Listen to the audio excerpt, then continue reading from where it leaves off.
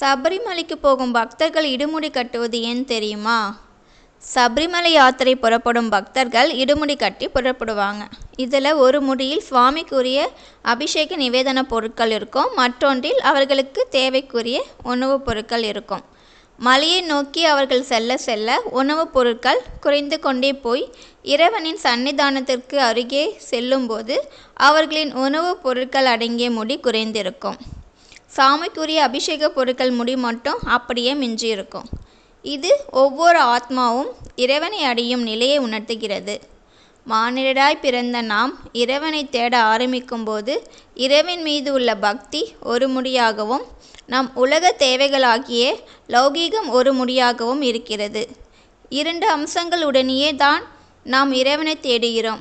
அந்த தேடலில் மெஞ்ஞாயம் கிட்ட கிட்ட நாம் லௌகீகம் பற்று குறைந்து மறைந்து போகிறது. இறைபக்தி ஒன்றுதான் மிஞ்சுகிறது. அப்போதுதான் இறைவன் அடியும் தரிசனம் ஆகிறது. இதுவே இருமுடி உணர்த்தும் தத்துவம்.